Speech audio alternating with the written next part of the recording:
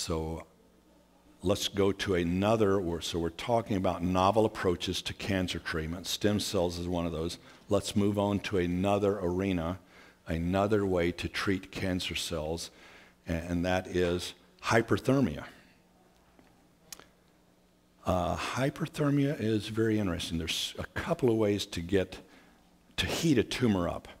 You know, you can sit in an infrared sauna, and that has benefit. Good benefit, detoxing everything. You're going to raise the temperature some, but you want to really, really heat these tumors up. 40 to 45 degrees centigrade. And remember, the human body is around 36 degrees centigrade. So we're going to hit them somewhere between 5 and 9 degrees centigrade above normal body temperature. So we really have to focus in, right? And you can't heat the whole body up to that. It would kill you. So we want to focus that. And the ways to do that are with ultrasound machines and microwave machines. Hyperthermia is a very interesting, it's not approved as a standalone treatment by the FDA. It's only approved as an adjuvant treatment with radiation or chemo. But it's very effective. There was a famous doctor in LA, I think it was the Valley Medical Center. He knew that hyperthermia alone could cure or had cured cancer, and so he would hit the X-ray button for a brief instant so that he could meet the FDA standard of having given them radiation during their thermal treatment, and so that he wasn't technically violating the law. But theoretically, they have to be used in conjunction with one of the other treatments. But you can see some dramatic improvements. Pediatric tumors are highly responsive to heat. Rectal tumors, you've got a 4-fold increase with heat. Twice the response in breast, 3 times the response in bladder cancer. So why isn't everybody using hyperthermia? I don't know. Good question. Sloan Kettering, all the cancer centers should be using hyperthermia.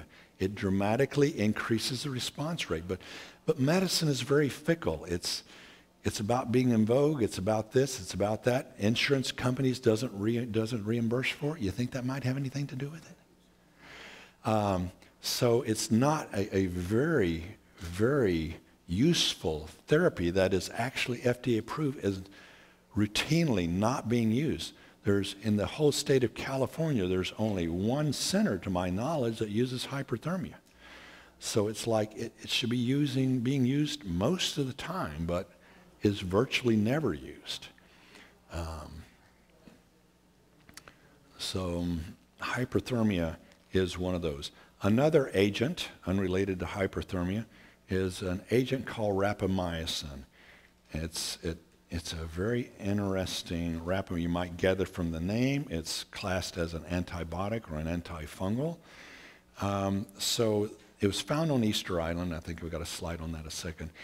And they decided to use it as an antifungal, and then they realized it had antibiotic properties, so they used it for that. And then they realized that according to definition, it was suppressing the immune system. It was lowering white blood counts. And they went, oh, we can't lower white blood counts.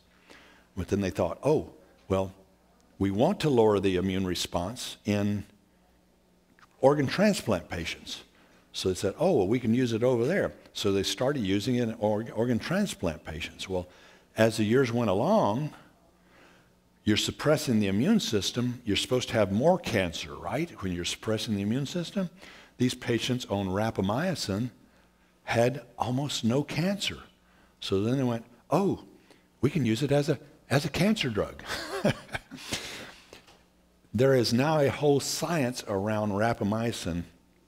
It's called mTOR, small m, capital T-O-R. And that means mammalian target of rapamycin. So it's a gene that they've named that because if you block this gene, you prolong life significantly. So worms, they can triple the life. Mice, they can double the life. Humans, it would probably significantly extend our life 20 or 30 years, all according to when you started taking it, if you were 50 or if you were 70. So it's a true life extension drug. It can be used for cancer. It can be used in many ways. And that's called a dose response curve. So you use it down here at this level and you get this effect, and up here you get this effect, and up here you get this effect. So there's nothing new about dose response curves and drugs doing very different things at different levels of taking them.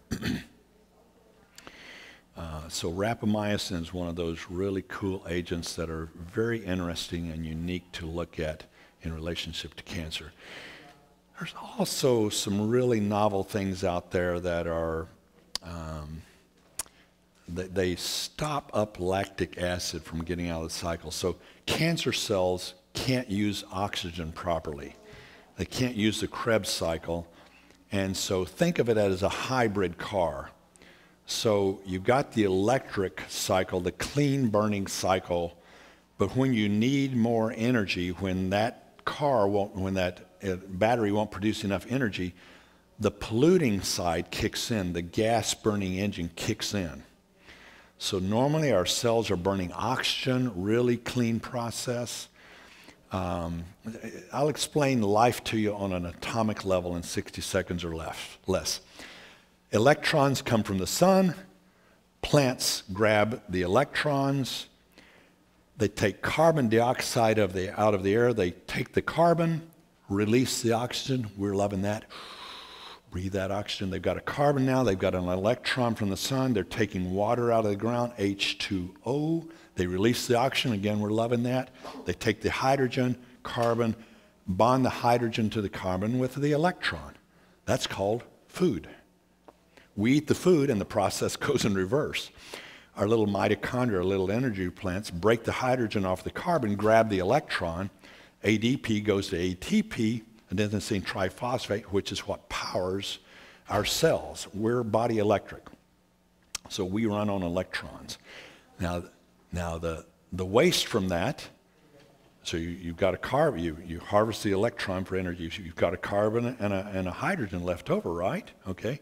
Process goes in reverse. We're taking the oxygen, carbon, oxygen, carbon dioxide. We feed the plants. They're loving that. They give us oxygen. We give them carbon dioxide. Everybody's happy. That leaves us a hydrogen. Again, we've got oxygen. Hydrogens, 2 hydrogens, 1 oxygen, water. We clear that through our kidneys. It's beautiful. Isn't life simple on an atomic level? So,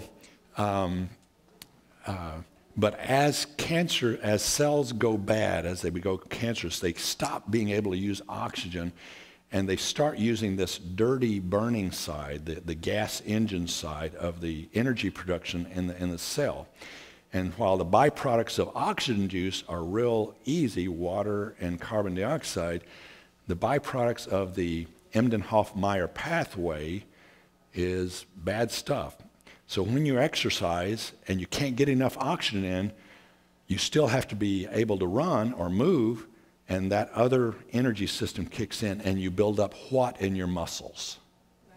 Lactic acid. So the other name for the Embden-Hoffmeyer pathway is the lactic acid cycle. And so this brilliant doctor, Dr. Ko, South Korean lady, I believe, I think she was at Johns Hopkins, if my memory serves me correct. She's going, okay, lactic acid, that's poison, right? That's bad stuff. What if we could figure out how to back that up into cancer cells? It'd probably kill them. So she wasn't into the gene thing or this or the way that let's just kill cancer cells with chemo agents. She was trying to figure out other ways to do this, new approaches. So she came up with some agents, figured out that there are agents that lactic acid has to get out of the cells, or it becomes toxic and then kills them. So she figured out some things that look, for all the world, like the lactic acid molecule, but a little bigger so they wouldn't go through the lactic acid molecule, but plug the hole. And lo and behold, it was very beneficial for cancer patients. So these are some of the novel lactic acid inhibit that back up lactic acid into the cells. Again, novel approaches that you almost don't hear anything about out there that can slow down the progress of cancer or maybe cure it. Methylglyoxal, doctor in the early 1900s started using methylglyoxal and a homeopathic of methylglyoxal, William Frederick Koch, K-O-C-H, and cured thousands of patients. They eventually ran him off to Brazil. We can't cure cancer, right, without a patented drug. And methylglyoxal is a natural substance, so you couldn't patent it. So methylglyoxal, and he wasn't the only one. Nobel Prize winner, I think, to discover vitamin C, Albert Szent-Györgyi, read his papers and did some research on this in the 50s and 60s and said, hey, everybody, this cures cancer. Methylglyoxal cures cancer. Couldn't get anybody to listen. Not patentable. Can't make any money off of it. Recently in India, some doctors started doing some research on this and found that it was a significant cure for cancer. I forget their numbers, but I think they took like 80-something% of stage 4s into remission or no discoverable cancer. So the agent's still around, still exists, still works just as well as it did 100 years ago. It induces apoptosis, that's another word for death. So it helps cancer cells to die. It helps stop them from proliferating. Interestingly enough, it's what makes Manuka honey an antibacterial. We're all aware of Manuka honey. Great if you're trying to get a cold or a sore throat. I could use a little bit right now myself.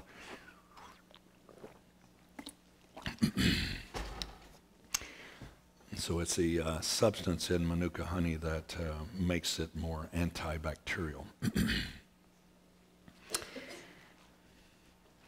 Chymotrypsin.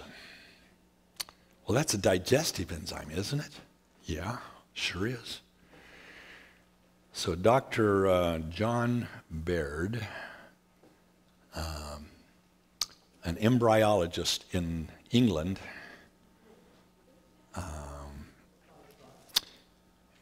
was looking at cancer. He had a keen interest in cancer, and of course he was an embryologist.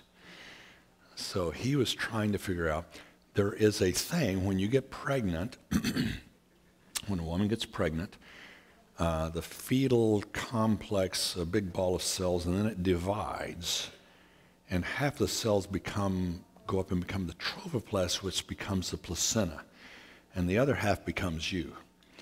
Well, the trophoblast and the placenta is actually cancer. It's rapidly dividing, aggressively invasive. And I was taught that in college embryology. I was taught that in medical school. And in fact, one out of every, I forget the number, 79,000 women that get pregnant actually get trophoblastic cancer. The placenta actually eats through and gets into the bloodstream, and they actually get cancer from the placenta. So it's very real. Placenta is cancer. However, at some moment in time, it stops being cancer. It stops rapidly dividing. It stops being invasive. And so John Baird was trying to figure that out. He's going like, okay, this is cancer, and then all of a sudden it stops. What makes it stop? So he looked in mother, couldn't figure out anything in mother. So he's, being an embryologist, he's looking at the fetal development. He's going, okay, the adrenals are developing about then, couldn't find anything about the adrenals. This is developing. We got to the pancreas, which was developing at the same time that the placenta stopped being invasive, and he went, oh, this stops the placental cells from being cancer, turns them into normal cells. I wonder if that'll work for cancer cells. Put the digestive enzymes in the cancer cells, stopped them from growing, rapidly dividing, turned them into normal cells. He published his work. Of course, the oncologists of the day, oh, what do you know about cancer? You're an embryologist. You're an idiot. You don't know. Hey, I'm just reporting the science. I'm just telling you what I found here. Well, a lot of doctors tried it and got some dramatically good results. Others didn't. Somebody was smart enough to say, let's look at all the compounds that the different doctors are using. And they found out from 0% of activity to thousands of times. And so that doctor, he didn't really want to get into the fight, but he just said, until we're all using the same thing, we don't know if this is going to work or not. But along came X-ray about this time, and it was, the latest cure for cancer. Of course, X-rays don't cure cancer, they cause cancer, we all know that. Actually, Dr. Nicholas Gonzalez used to be right here in New York, and he was a major proponent of enzyme therapy and cured thousands of people of cancer or got them to go into remission, live significantly longer lives with using digestive enzymes. Franklin Shively gave him IV and injected them into tumors with amazing results. He was based in a hospital, I think in Michigan, and his hospital had approved this as studies, and so he did this and did it well, reported these to the AMA and said, you know, look, we're curing cancer here, we've got documented cases, X-ray, biopsy proven, they had it and now they don't. The AMA actually approved his paperwork initially and then they withdrew it. This actually went before Congress at a point in time, and Congress chastised the AMA and the FDA for not studying his work. Of course, that didn't change anything. So digestive enzymes have been around for over 100 years and are just as effective today as they were 100 years ago. There are other novel things that seem to dramatically stop the growth of cancer. Germanium sesquioxide is one of those. Artemisinin, also known as sweet wormwood. Interesting, artemisinin is the #1 treatment for malaria today around the world, more than any other drug. The bugs don't seem to become resistant to it. It'll treat both, all 3 forms of malaria quite successfully. And it's quite effective in many tumors as well. Honokiol, brand new on the horizon, has a lot of phenomenal properties that make it very useful in cancer treatment. It's also a nootropic, which should be noticed if you've got any nerve injuries or brain injuries or any nerves that you need to grow, especially like diabetics. It can help with nerve damage. So there are, we call these adaptogens. They've got 20 things that they do good and nothing that they do bad. No side effects. So there's a number of awesome adaptogens out there. Curcumin is a major, turmeric is a major adaptogen that has 30 good things and no bad things. Astragalus, there's a number of these amazing herbs, nutritionals, roots that have dramatic benefit. Capsol tea, one of my products that includes a pepper and green tea extract. Those are both quality things for cancer treatment. So that's about all I've got. We talked, thank you. You've been a great audience. And the first part of my lecture was related to mammograms, and I think we've sold out of those, but you can get those online or from my office. So.